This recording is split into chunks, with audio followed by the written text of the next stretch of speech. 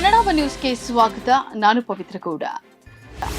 ಪ್ರಧಾನಿ ಮೋದಿಯ ಗಾಢ ನಿದ್ರೆ ಕರ್ನಾಟಕದ ಅಭಿವೃದ್ಧಿಗೆ ಅದೇ ಪ್ರಮುಖ ತೊಂದರೆ.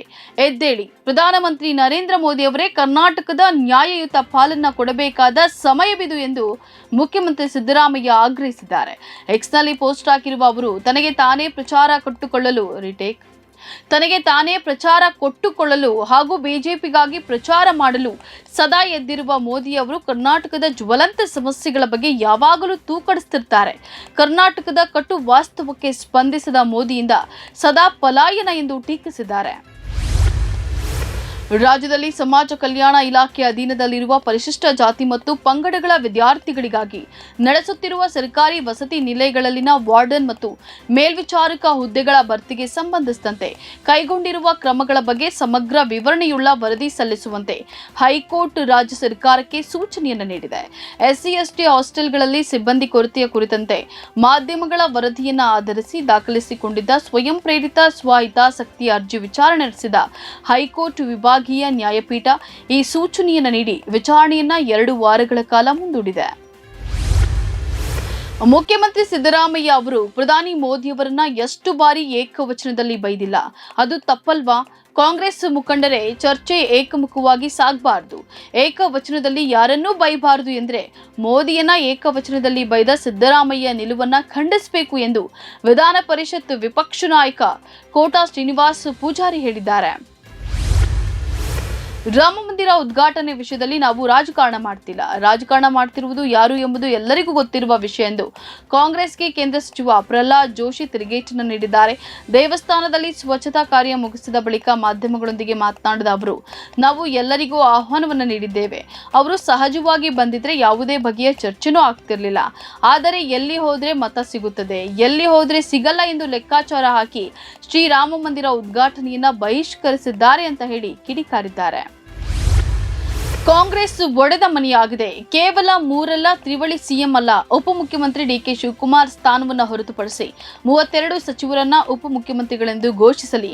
ಎಲ್ಲಾ ಶಾಸಕರಿಗೆ ಸಂಪುಟ ದರ್ಜೆ ಸ್ಥಾನಮಾನ ನೀಡಲಿ ಎಂದು ಮಾಜಿ ಸಚಿವ ಎಂಪಿ ರೇಣುಕಾಚಾರ್ಯ ವ್ಯಂಗ್ಯವಾಡಿದ್ದಾರೆ.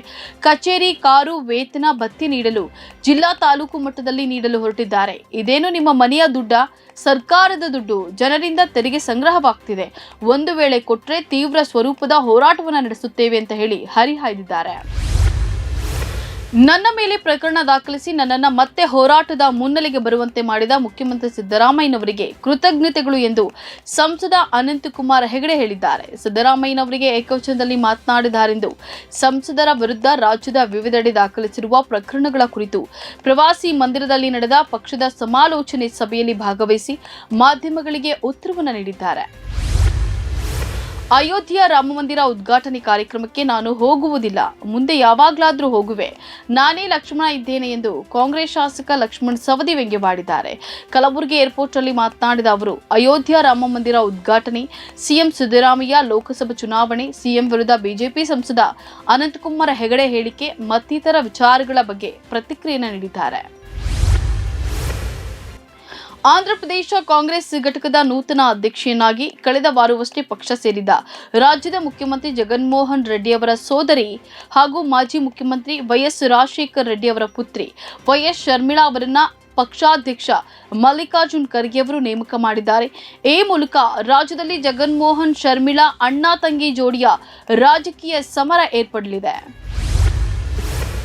ಕೇಂದ್ರ ಸರ್ಕಾರವು ಕೇರಳವನ್ನ ಕಡೆಗಣಿಸುತ್ತಿದೆ ಎಂದು ಆರೋಪಿಸಿ ಮುಖ್ಯಮಂತ್ರಿ ಪಿಣರಾಯಿ ವಿಜಯನ್ ಹಾಗೂ ಅವರ ಸಂಪುಟ ಸಹೋದ್ಯೋಗಿಗಳು ಫೆಬ್ರವರಿ 8ರಂದು ಹೊಸ ದೆಹಲಿಯಲ್ಲಿ ಪ್ರತಿಭಟನೆ ನಡೆಸಲಿದ್ದಾರೆ. ಜಂತರ್ ಮಂತರ್ನಲ್ಲಿ ನಡೆಯಲಿರುವ ಪ್ರತಿಭಟನೆಗೆ ಪ್ರತಿಪಕ್ಷವಾದ ಕಾಂಗ್ರೆಸ್ ನೇತೃತ್ವದ ಯುಡಿಎಫ್ಗೂ ಆಹ್ವಾನವನ್ನು ನೀಡಲಾಗಿದೆ.